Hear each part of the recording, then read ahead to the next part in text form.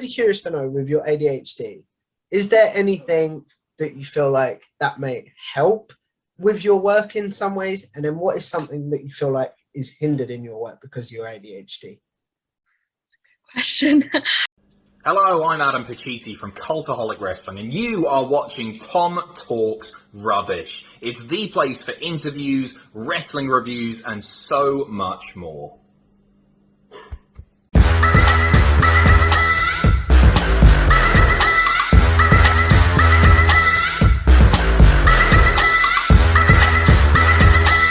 Sure, you subscribe to Tom Talks Rubbish. I highly recommend you subscribe here first. What's going on, guys? It's your boy, Tom Talks Rubbish, and today I'm back with another interview. This time, I'm joined by Hayley from Demodivas. So welcome to the show. I'm so happy to be here. I love your show, so I'm so grateful that you asked me to be part of it. I still, and this isn't going to be about me, but I still find that so strange. I don't know if you find this, like when you hear people say they love your work, it's still like, do you watch my show? Like, yeah, I feel that way too, for sure. So if we take this back to the beginning, before any of your content creation, any of your work in the wrestling media, where does Hayley first discover wrestling? Well, my dad was a super big wrestling fan when I was a kid, so he was always watching, Raw and SmackDown and all of that. And I think even like the second coming of like ECW as well. But I remember he loved John Cena, like when John was like still like a little fresh, like a little new. And I loved John. I loved the Hardys, that era of wrestling.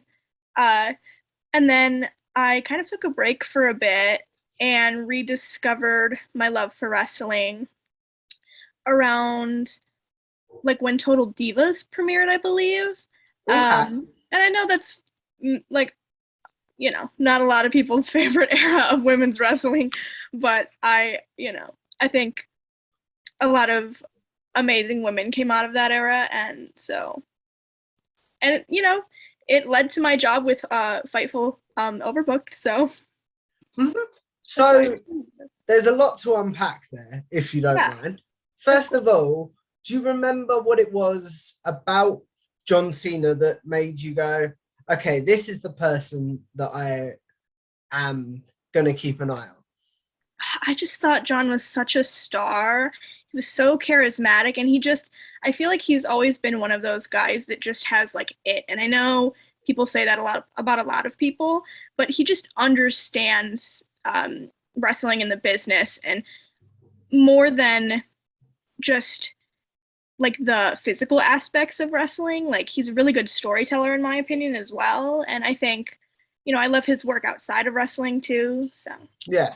So how, obviously, I assume we're talking about Thugonomics era Cena to start off with, right? Yeah. So how did you feel when he started becoming more of a cornball generic babyface? Is that what made you start turning off, maybe? Yeah. Maybe a bit. I think like as I started getting older, like I just kind of like, you evolve as a person and you just kind of fall out with things sometimes. And I think that's what happened, but I'm back now. I love it. I've been back for like 10 years or so. I think I'm leaving this time. No, they definitely say that the second time you start, it's almost like, because you understand it more, you don't leave, if that makes sense. Yeah, for sure. So what was it that brought you back then? I think just like, again, Total Divas, that era. I watched a lot of reality TV when I was a teen. Okay. And I remember seeing it premiere, and I was like, oh, I loved wrestling as a kid. Like, I'm going to see what this is about. And like, like I occasionally watched like WWE and some like other promotions. But like I wasn't keeping up like weekly. But so I knew like who all the girls were. And, I loved the Bellas and Natalia and just all of these amazing women. And I owe them a lot for my career and my rediscovery and my love for wrestling. So okay, talking about like their era of wrestling, do you think if WWE had given them more time, that era would have gotten over a bit more?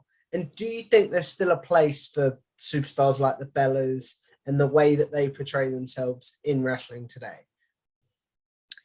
I know that that's something that a lot of people hate about that era, and I hate it too. I wish that the women would have gotten more time. I think they did the best with what they had. And there were some pretty good storylines in that era, and a lot of, again, amazing women that kind of carried during that time. You had Maurice, you had the Bellas, you had Natalia, Tamina was there, Eve, Melina, like all of these talented women. And I just, I'm glad that fans got behind that and started the Give Divas a Chance movement and really kind of kickstarted kind of this new wave of women's wrestling. But to answer your second question, I do think that there's a place for them still. I think that there's always going to be like a nostalgia factor for people when they watch wrestling. And I think that the Bellas are, just for example, I think that they're very adaptable and, they have a large fan base. So I think there is a place for them, yeah, for sure. Maybe not the Bellas specifically, but what I mean is, do you think there's a place for like the model types still in wrestling to this day? Yeah, for sure, yeah, of course. Okay, so you get back into wrestling in, say, is it like 2013 time? I think that's when Total Divas premiered. Like, so how does it then go to, I'm going to watch this reality show once a week, to I'm going to start doing some work in the industry, in the media side of it? Ooh, well, I'm only 21, so I'm pretty young. Yeah. But so I did watch the show, and then I started to keep up with wrestling again. And then I kind of hit a point in my life where I wasn't sure what I wanted to do when I was writing, and I still write for like different entertainment media companies. And I was like, like this is good, like this is fulfilling, but like, I love wrestling and I want to start writing about it. So during the pandemic, I started, looking around, kind of window shopping at different sites and stuff that needed like contributors. And that's how I came across Body Slam. And I'm so grateful to Cass and all of the amazing opportunities that I've had with Body Slam. We had shout out to him if he's watching, by the way. Love Cassidy. Because by the time this goes out, I will have a show on Body Slam. Yes, I saw. Congratulations. Thank you very much. So awesome. Yeah, but Cass is great and Body Slam is great, and I owe a lot to Body Slam. Yeah. But so then we started ADHDivas, a podcast that, I'm sure we'll get into that. But yeah. Okay, let's get into that now then, shall we? So sure. What was the initial concept behind ADHD Divas in your memory? Because I've heard Jayshaw's side of it, and then hopefully Keely's going to come on soon, and I'll get her side of it as well. Yeah, so I met Jayshell through Twitter, and we became friends. And then when I started at Body Slam, I was introduced to Kylie, and we kind of just became this trio, unstoppable trio. Yeah.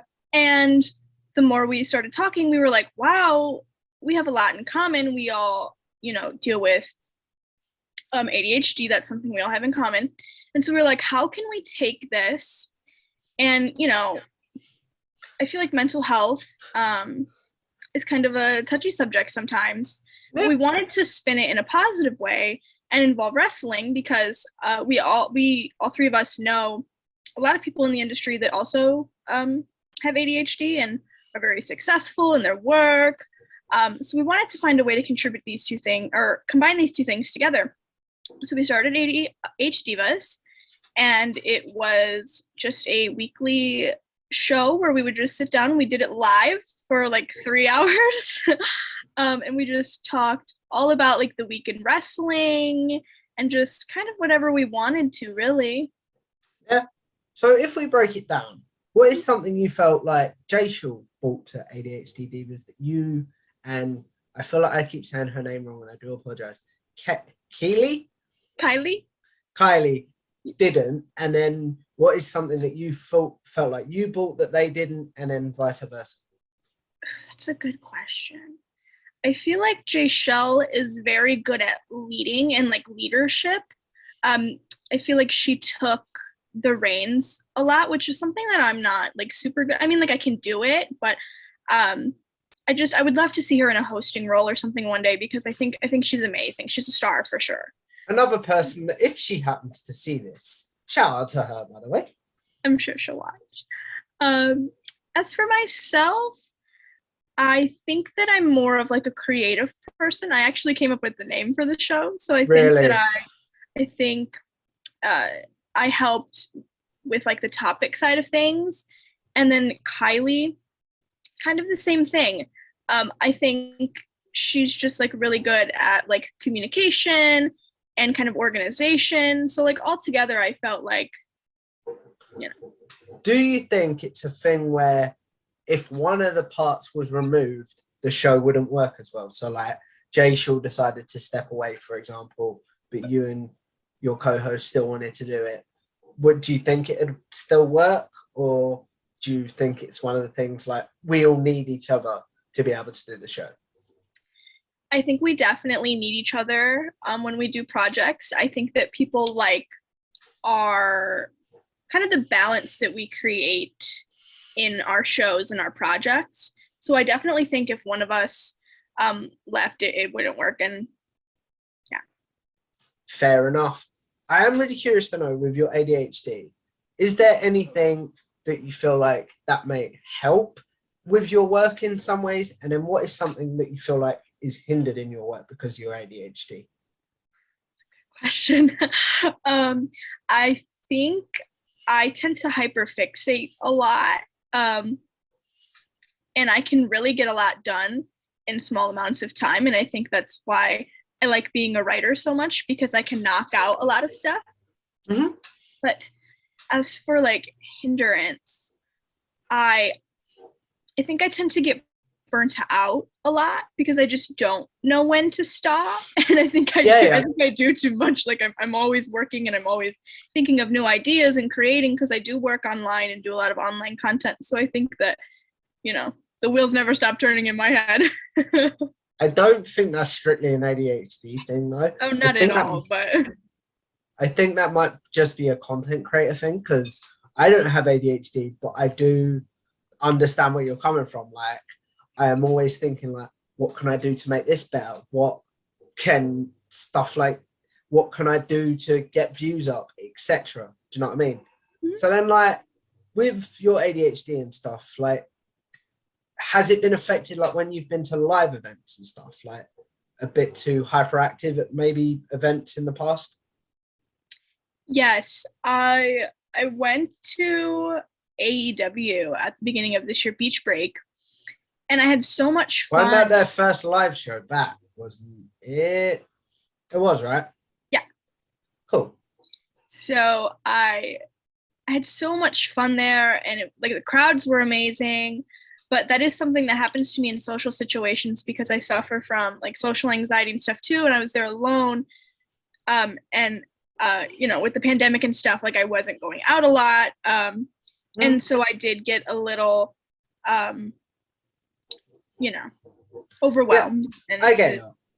Have you put anything in place to, say you go to another event, to stop the overwhelmingness, maybe?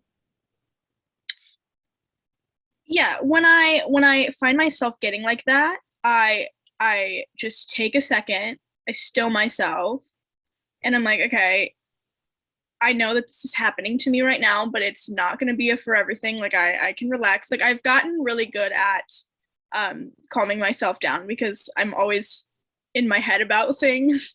Yeah. So I'm pretty good at like getting myself back out. Okay.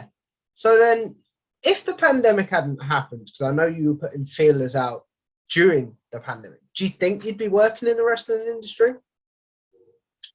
That's a good question. I think so. I think I still do my other jobs and I love them very dearly, but I think that sometimes, you just evolve as a person and you move on and you want to try different things. And so I think I still would have, for sure. What is your consumption of wrestling now then for ADHD divas, or because you're involved with Demodivas as well, correct? Yes. So what is your consumption for that? What are you required to watch, like to review? Are you required to watch anything? We set our own schedules for shows every week, so we aren't really required to watch anything, but we do watch WWE programming, Raw, SmackDown, NXT. We watch AEW, mostly just like Rampage and Dynamite we report on for like women's wrestling and stuff. Yeah. And then we'll watch like Impact, GCW, any like indie shows, just really anything like relevant. But I watch all sorts of wrestling. What do you think you would be watching if, say, you were in a regular 9-to-5 job and didn't have to report on wrestling? What is the show that you'd be like, okay, on this night of the week, I'm making no plans because I want to sit down and watch this show? Just like regular TV, like not wrestling related? No, wrestling related, sorry. I feel like if that was the case, like I would be more of like a casual viewer. Fair enough. So maybe. But I do enjoy AEW a lot. And I think I'm more like, I feel like it's a more mature audience. Yeah, definitely. So I think that I would probably be watching that, but probably WWE as well, but I'm gonna go with Dynamite. Fair enough. So then with what is the difference between, for people that may not know, ADHD divas and Demodivas? ADHD Divas was kind of just a show for us again to report and just talk about all different topics in wrestling. So we were talking about men's wrestling, women's wrestling, intergender wrestling, just anything to do with wrestling. And then for Demodivas, on Fightful Overbooked, we discuss women's wrestling and how because we're all in the key demo. Yeah. So we discuss, how they can improve it every week. We do like gradings on how we felt that each programming did for the week. We'll review matches, talk about our favorite moments, stuff like that. But we highlight about like women's wrestling. Fair enough. So with that, I asked you earlier when it comes to ADHD divas that what you feel like you bring that your co-host don't, and vice versa. So what is something you feel like you bring to Demodivas that maybe they don't, and vice versa? That's a good question. I feel like I watch mostly women's wrestling, so I'm gonna go with like the research and like history aspect. Like I know a lot about women's wrestling.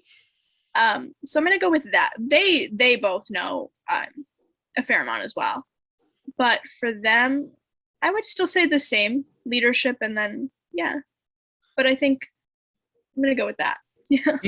Do you think it's still a similar thing that like if one cog was taken out of the machine for Demodivas, you'd be like, okay, this wouldn't work as well?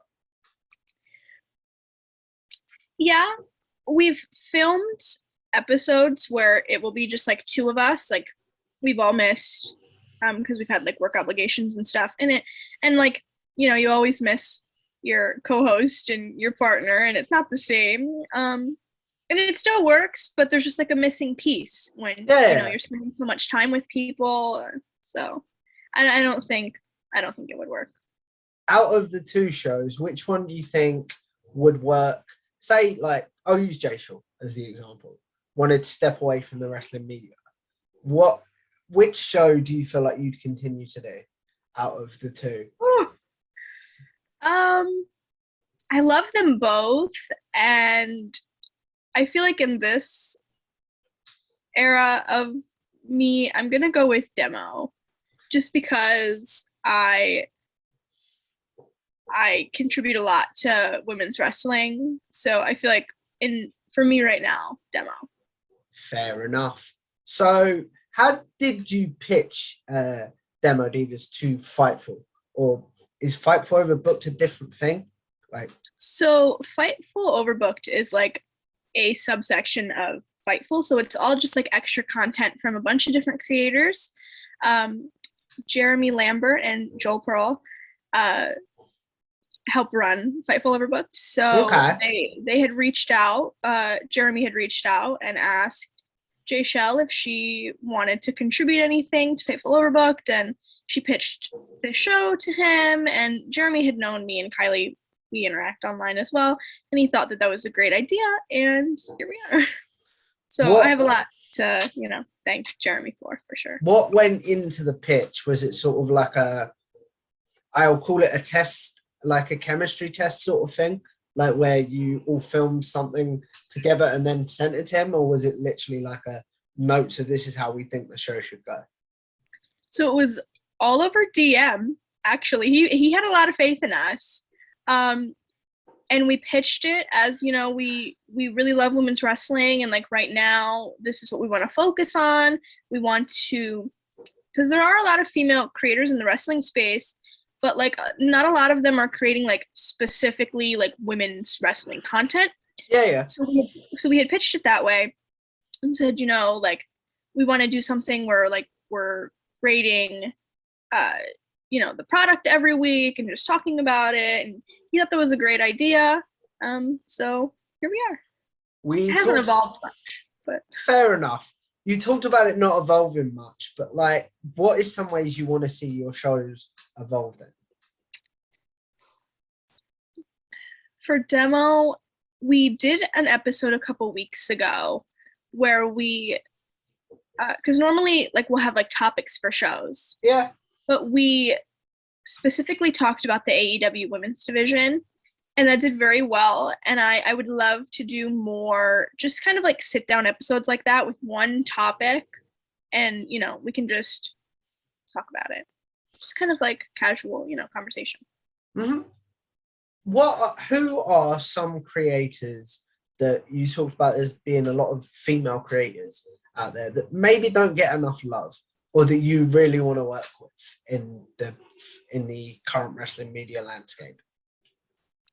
I would love to work with Denise Salcedo. I love her so much. I think she does amazing work. Xenia, I don't know if you know who Xenia is. Xenia did that. She works a lot with like indie companies. So shout out to Xenia. Kristen over at PWI. I love her a lot. I think she's definitely underrated, and I have worked with her in the past, and I would love to work with her more. Also Alex, Queen of the Ring. Love her so much too. I said this to Jay Shaw. I think I tweeted it out after our interview, because they're very similar, Alex and Jay Shaw. And I was like, we need to see content with them, because I didn't think they'd worked together in the past. And she was like, we've done an episode before. I was like, thanks. I'm going to go watch this now. Yeah, they had. It was really good. I love both of them so much. And I do agree that they're very similar. Yeah. So as we wrap this up, because I do really want to be respectful of your time, with the stuff that you do, and you talked a lot about burnout as well, what do you put in place so you don't get burnt out with wrestling or the media side of it? I think it's important not to push yourself in those situations. So when I find myself kind of getting a little tired, I do stop. And not entirely, but if I don't want to watch Dynamite one week, then I won't. And if I want to just go back and watch like clips or like the women's matches or whatever, then I do that. And then I'll revisit it at a different time. I don't push myself, because then I feel like that's when you really start to hate the things that you do love to do. So yeah. What about like on weeks that you're like, I'm so overwhelmed with the amount that I've got to do, whether that be work and your wrestling stuff or just wrestling content creation? Like, what do you put in place so you don't get overwhelmed? See, it's hard because I'm a person that, like, I don't really put things in place. Like, if I don't feel like filming or like doing content, I usually don't. And people are pretty respectful of that. So if I just like need a self-care day or just a day off, like it's never really an issue. And I never feel bad about doing that. I think when you work online and you're always consuming media, especially the wrestling community, I feel like can be, you know, a little tiring sometimes. It's all or nothing sort of thing. Yeah, for sure. But it doesn't have to be, you know, and I wish that, you know, more creators would see that and really take care of their mental. It's like, I keep talking about myself in this one, and I do apologize for that. Well, like, it's okay. What was I going to say? Like, I'm going on holiday to Spain in just about a month's time at time of recording.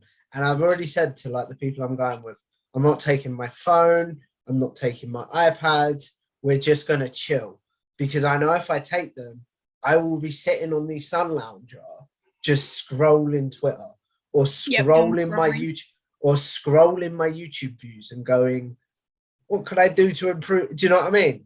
Yes. So when you go out of town for a vacation or for like a maybe even a wrestling work event, do you put wrestling in your bag, or is that something that you're like, okay, if I'm taking a break, I'm going to take a break from wrestling as well? I do take a break. I think it's important, although it is my job, you know, I still like to do other things, and I'm a human being. Yeah. So, you know, I like to kind of put that on the back burner, even if it's just for a little bit. You know, I'll never fall out of love with it, but you know, it's just like when people work regular 9-to-5s and, you know, you get the weekend off, you know, you don't want to be thinking about work. So it's kind of the same for me, I feel. Okay, you talked about wrestling being work and stuff like that, but can you still sit down and say, like, you've not got to review a show or talk about a show online? Can you still sit down and go, okay, I'm going to put this on for fun? Yes, I love watching wrestling for fun. I've been going back and watching old matches on Peacock. I love watching old WWE matches. So I do watch it for fun. It may be a little less because I do a lot of work, but you know, I do like to go back and watch it just for fun and go to events and have a good time. Fair enough. So as we wrap this up, we're going to go into a segment that, if you've seen my videos before, you will know it's called Generic Questions, where I ask my guests their favorite match, favorite pay-per-view, favorite superstar, favorite gear, favorite entrance theme, favorite entrance pyro of all time, and their favorite pay-per-view they've been at live of all time. So what's your favorite match of all time? Favorite match? I'm going to have to go with Undertaker and Shawn. I go back and watch that match, their second match, all the time. 26 or 25? Yes. 26. Yay! Finally, the deep cut. Why does that one speak to you so much? I feel like there's so much story there, and they're two incredible workers, and I love them so much, and I go back and watch that match at least like once a month, I think. So do I. Because believe it or not, that's my favorite match of all time as well. Really? I feel like a lot of people say 25 and not 26. I love 25 from an athletic perspective. Yeah. But from a story perspective, which is what I care more about in wrestling, personally, I don't know about you. Me too. I love sitting at, what's it called, and going, wait, the streak could have ended, but Michael's career is on the... Do you know what I mean? It's like, yes. What the I can't swear on this, but you know what I mean. Favorite pay-per-view of all time? Ooh, this is hard. Ooh, I'm going to go with last year's All Out. I thought that was a really good show. Were you there live? I was not, unfortunately.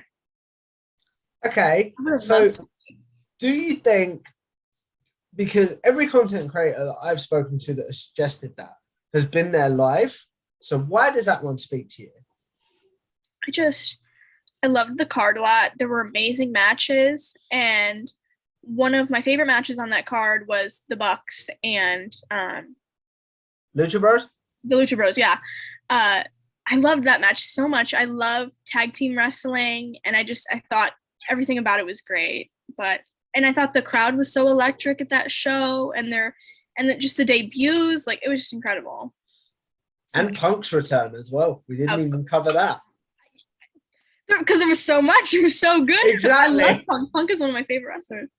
Speaking of favorite, I say superstar, but I mean wrestlers when I say that. Like, doesn't have to be strictly WWE, only because someone asked me that when I recorded the other day.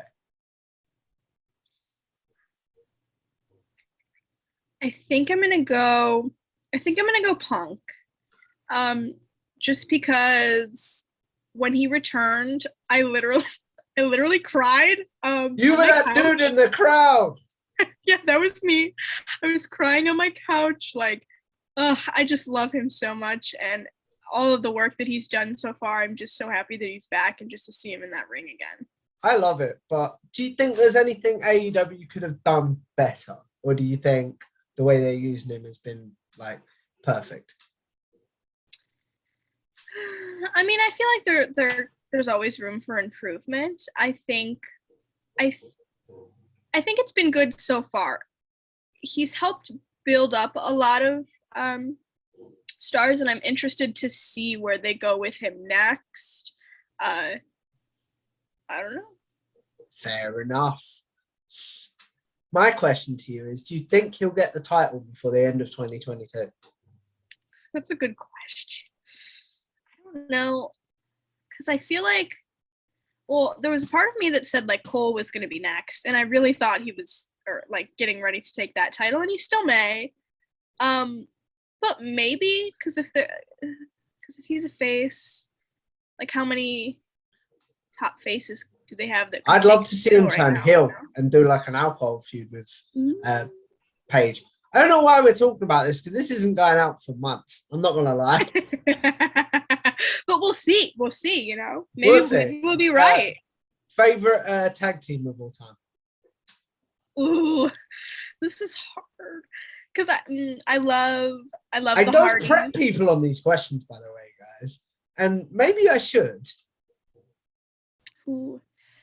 But I like it. Like, I can think on my feet. I'm gonna go with the Hardys. I was gonna say the Young Bucks. I feel like they're very similar in ways, but the Hardys, you know, they came from one of my favorite eras of wrestling, and I still love them to this day. And just the nostalgia in their gear, like, I love all of it so much. Who do you want to see them wrestle before the final Hardy Boys run is over? The Bucks again. I want to see them run their match back. FTR, please. FTR as well. Please. Oh, could you imagine? I know. Favorite gear of all time? Ooh. I'm between Sean and Brett. I love both of their gears, but I think I'm going to go with Sean just because it's so flashy and flamboyant, and I loved everything about it. And then what's the last one? Oh yeah, favorite theme song of all time. That's a hard one, man. I don't know. That's a hard question because there's a lot of good music. There's too many. There's a lot of good music. You know what? I'm gonna go with Edge's theme. I rock Alter Bridge? Yes, love Alter Bridge. Okay. What's your thoughts on, because obviously they've changed his theme, now he's a bad guy. What's your thoughts on that? I love this new version of Edge and kind of where they're going with it. I've not seen Mania Night 2 at time of recording, but I've heard good things about his match. It was good. So okay. I can't wait to see what they do. I love that they're kind of switching it up and giving them something different, you know? I love it because as well, he could just literally coast on his legacy for this final run. But you could tell that he definitely wants to leave a mark and almost be different. And that is something that I found really cool. So as we wrap this up, the question I end all my videos on is, with YouTube, with podcasting, with social media in general, which you will know if you've seen some of my previous content, is with YouTube, with podcasting, with social media in general, we're all sort of going to live forever in some sort of ways. So what is one video or article in your case that you're like, so go back and look at that, I've grown a lot since then? And then what is one that you're like, if you want to know my body of work, make sure you go and check that out? I feel like I've grown a lot since then is definitely ADHDivas. I think that for the time in my life that I was filming that, it did a lot for me. And again, I have Cass to thank for all of the opportunities that I got doing podcasting with Body Slam. But I have grown a lot since then, and I feel like Demo is the more like adult. Yeah, I get you. But as for like appreciating my body of work, I took part in Women's History Month at one of the websites I write for, Nerds and Beyond, and I contributed a couple of women's wrestling pieces. I did one for Bianca Belair and the Bella Twins, and I'm very proud of those and how they turned out. So I would definitely suggest checking those out. It's well worth doing, guys. So where can the good people find you, Hayley, before we wrap this up? You can find me on Twitter at Hayley Ann. And all of my work and stuff you can always find on my social media. And again, I do Demodivas on Thursday nights. Or no, not Thursday nights. That was ADHDivas. It's on Sundays. See, I'm thinking about my old job. It's on Sundays at 5 p.m. on the Fightful Overbook channel. A lot of great content over there. Definitely check it out. But yeah, that's where you can find me. It's well worth doing, guys. So if you guys like this video, make sure you like, share, and subscribe to Tom Talks Rubbish. Follow me on Twitter at Tom Talks Rubbish. Subscribe to TTR Clips to get clips of my favourite clips of some of my interviews. And follow me on Twitter at Tom Talks Rubbish. And I will see you in the next one. Bye. Bye.